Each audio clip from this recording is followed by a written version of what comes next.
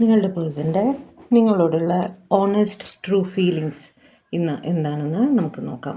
ഈ കാർഡൊന്ന് സൈഡിലേക്ക് മാറ്റി വെച്ചിട്ട് നോക്കാം, കാരണം ചില കാർഡ്സ് നമുക്ക് നേരിട്ട് കാണിക്കാൻ പാടില്ല. അതുകൊണ്ടാണ് ഞാൻ നോക്കിയിട്ട് എടുക്കാം കേട്ടോ.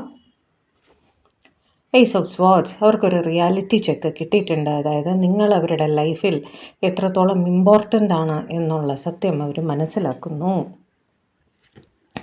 ഒരുപാട് സ്നേഹം നിങ്ങളോട് അവർക്കുണ്ട്. നിങ്ങളുടെ സ്നേഹവും അവർ മനസ്സിലാക്കുന്നു കേട്ടോ. അതുതന്നെയാണ്, ഒരുപാട് സ്നേഹം ഫീൽ ചെയ്യുന്നുണ്ടായിരുന്നു അവർക്ക്. നിങ്ങളുമായി ചെറിയ വഴക്ക് ഉണ്ടായിരിക്കാൻ സാധ്യതയുണ്ട്. ഒരു വാക്ക് തർക്കം പോലെയൊക്കെ എന്തെങ്കിലും നിങ്ങൾ മെസ്സേജ് അയക്കുക വല്ലതും ചെയ്തപ്പോൾ ഒന്ന് പിണങ്ങിയ വല്ലതും ചെയ്തിട്ടുണ്ടാവും. അതിനെപ്പറ്റി അവർ ചിന്തിക്കുന്നുണ്ടായിരുന്നു. ഒരു ചെറിയ ദേഷ്യവും തോന്നുന്നുണ്ട്. ഒരു വെയിറ്റിംഗ് പീരീഡിൽ ഇരിക്കുന്നതായിട്ടാണ് കാണുന്നത്. ഒരു പക്ഷേ നിങ്ങൾ ലോങ് ഡിസ്റ്റൻസിലായിരിക്കും, അല്ലെങ്കിൽ അവിടെ ഒരു ഫൈനാൻഷ്യൽ ഇഷ്യൂ ഉള്ളതായിട്ട് കാണുന്നുണ്ട്. അതുകൊണ്ട് തന്നെ ഒരു വെയിറ്റിംഗ് പീരീഡിൽ അവർ ഇരിക്കുന്നതായിട്ടാണ് കാണുന്നത്.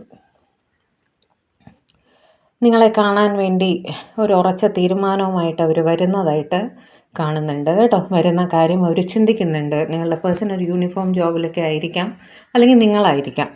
എന്തായാലും നിങ്ങൾ തമ്മിൽ ഒരു കൂടിക്കാഴ്ച ഉണ്ടാവാൻ പോകുന്നതായിട്ട് കാണുന്നുണ്ട്. ലോങ് ഡിസ്റ്റൻസിലാണെങ്കിൽ അത് തരണം ചെയ്ത് അവർ നിങ്ങളുടെ അടുത്തേക്ക് വരുന്നതായിട്ടാണ് കാണുന്നത്. അവിടെ ഒരു തേർഡ് പാർട്ടിയുടെ സിറ്റുവേഷൻ ഉള്ളതായിട്ടും കാണുന്നു. പക്ഷെ അവർ ലോങ് ടേമിൽ നിങ്ങളുടെ ലൈഫ് പ്ലാൻ ചെയ്യുന്നതായിട്ടും കാണുന്നുണ്ട്. നിങ്ങളെ കാണുമ്പോൾ ഒന്നുകിൽ ഒരു ഇവൻറ്റ്, അതിന് വേണ്ടിയിട്ടാണ് അവർ വരുന്നത്. ഒരു ഇവൻറ്റിൽ വെച്ചിട്ടൊക്കെ ആയിരിക്കും നിങ്ങൾ തമ്മിൽ കാണുന്നുണ്ടാവുക. അല്ലെങ്കിൽ വരുന്ന സമയത്ത് ഇവർ നിങ്ങൾക്കൊരു പ്രപ്പോസൽ ഒക്കെ തരുന്നതായിട്ടും കാണുന്നുണ്ട്. നിങ്ങളെ ഒരുപാട് മിസ്സ് ചെയ്യുന്നത് കൊണ്ട് തന്നെയാണ് വളരെ വിഷമിച്ച് ആ വെയിറ്റിംഗ് പീരീഡ് തള്ളി നീക്കുന്നതായിട്ട് അവിടെ കാണുന്നത്.